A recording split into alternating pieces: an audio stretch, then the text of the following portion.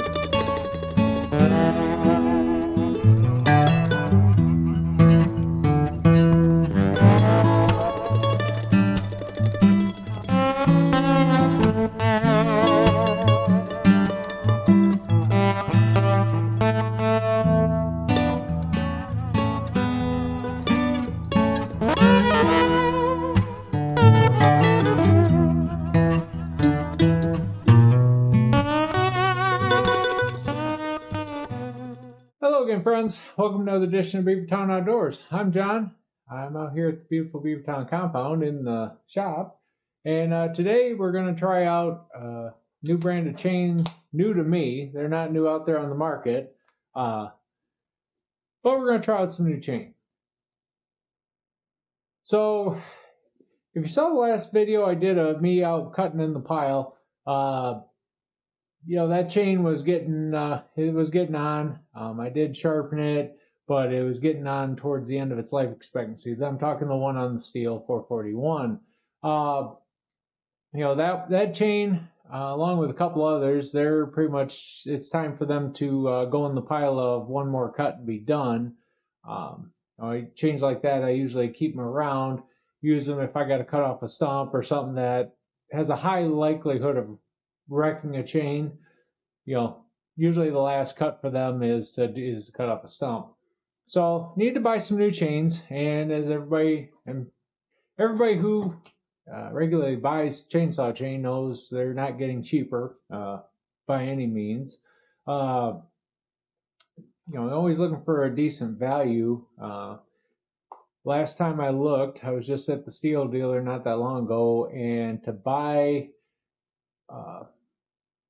a full chisel chain for a 28-inch bar like I have on the steel, I was looking at $40 a chain.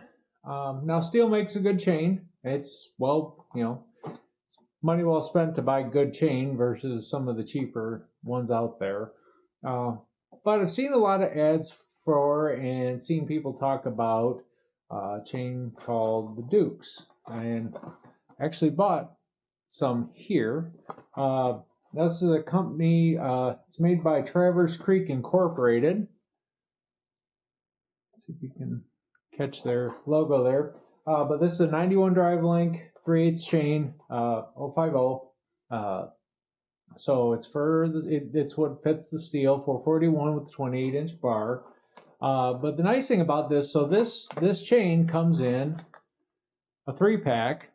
So there's 3 chains in here, and this 3-pack cost me $30 by the time it was shipped and tax and all that. I want to say it was right around just a little under $40 for this 3-pack, compared to $40 for one chain plus tax to buy it at my local dealer. So, and they advertise this as a heavier duty chain. That's yet to be seen for me anyway. They market it with that it's hard chrome plated, that the edge should last, should cut better, edge lasts longer. But again, we're going to see. So what I'm going to do is I'm going to open this up and we'll take a closer look at one of these chains. And then after that, we'll get it put up on the steel 441, and we'll take it out, cut a couple logs, see what happens.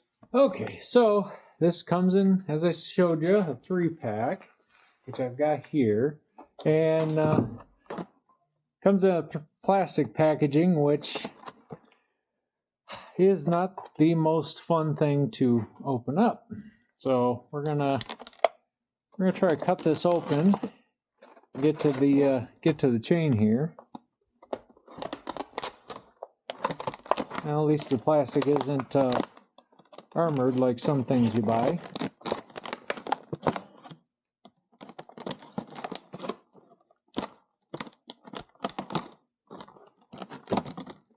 So let's see if that was enough to get in here.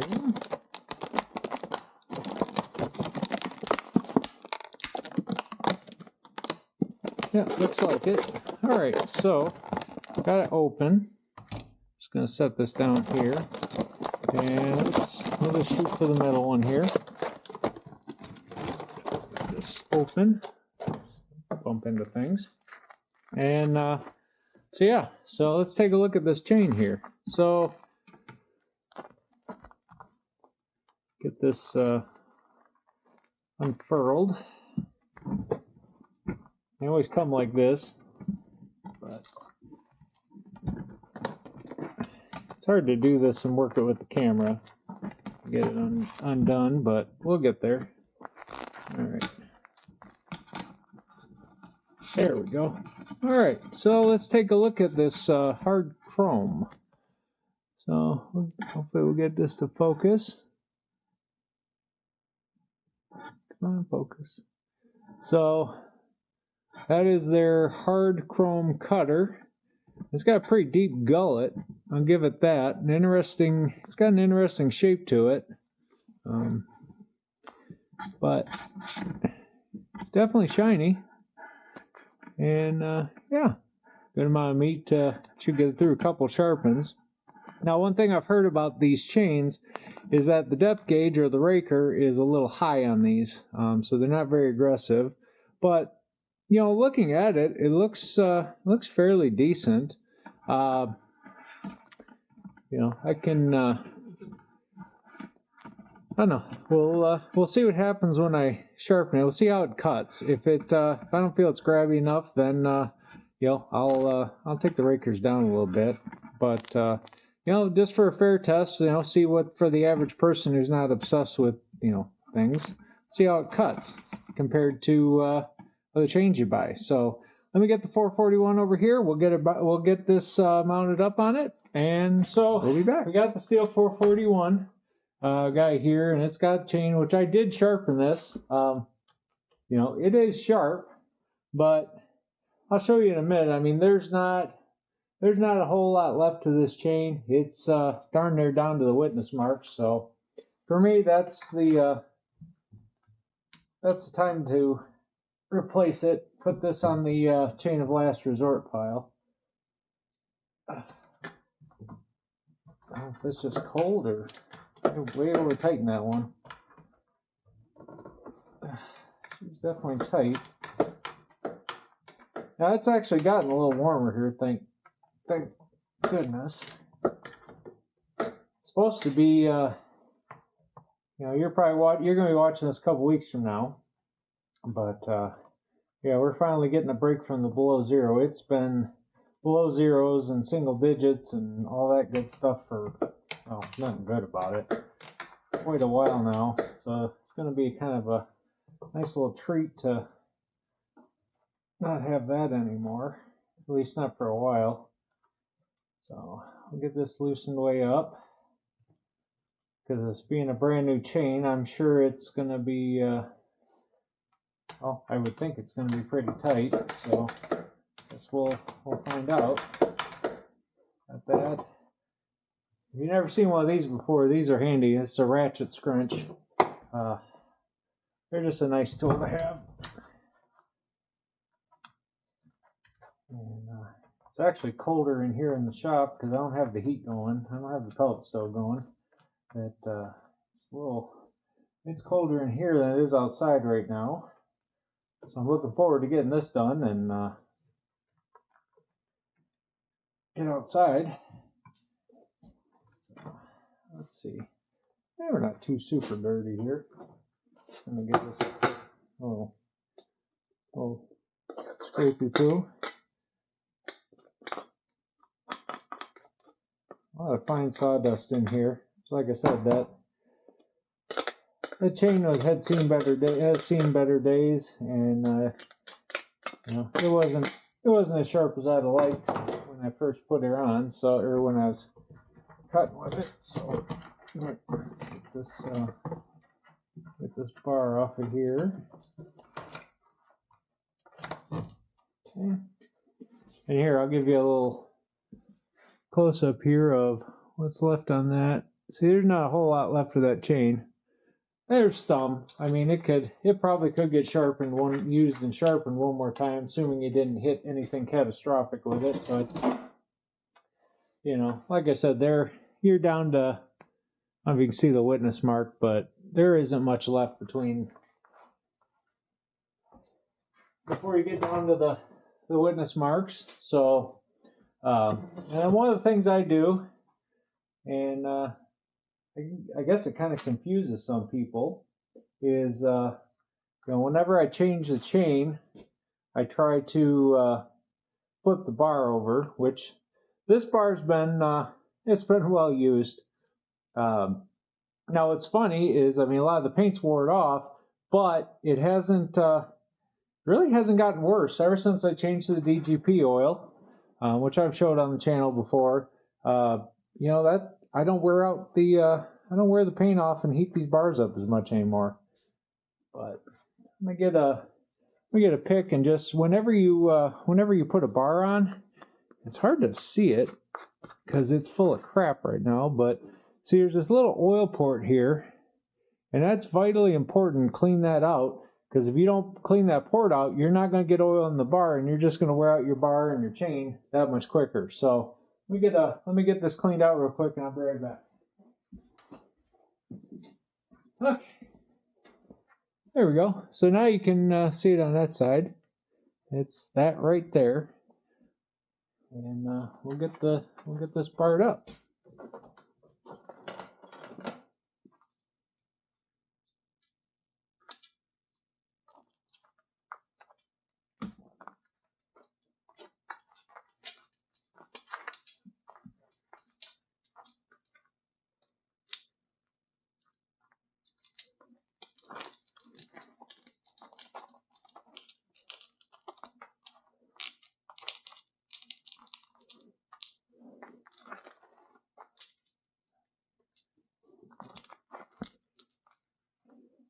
And now you see what I mean about having to loosen that all the way up. That's it. Well, I mean, there's a little bit here. It's hard to show it holding it up, but there's not a whole lot of slack in a brand new chain. Of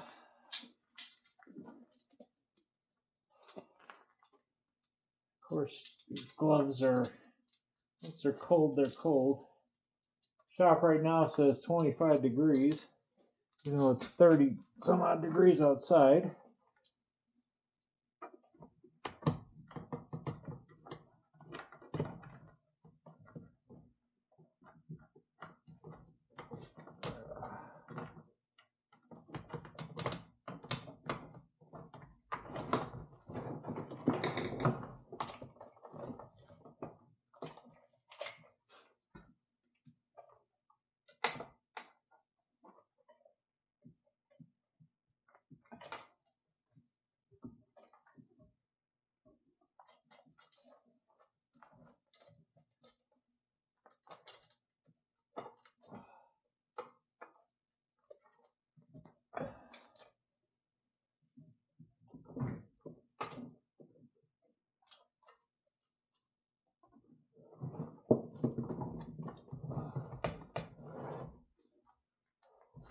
Man, it's hard to do this with numb fingers.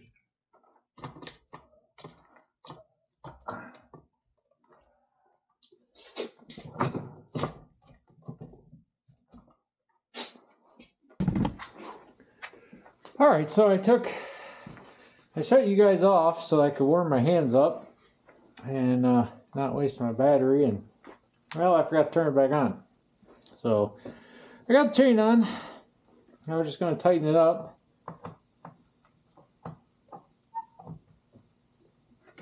And the way I do this, I just set it down on there, let the weight of the saw keep the tip down, put the pressure on the pressure on the tip. I try not to drop that like that, but it did.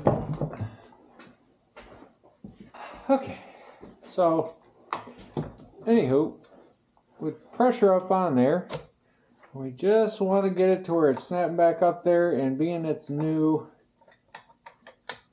I'm going to give it one more little tweak. And then, again, keep pressure on the tip of the bar to hold it up.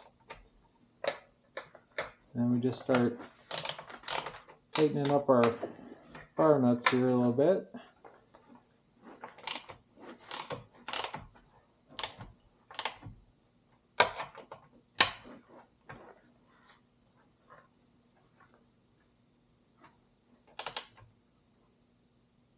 Okay, not reefing them on.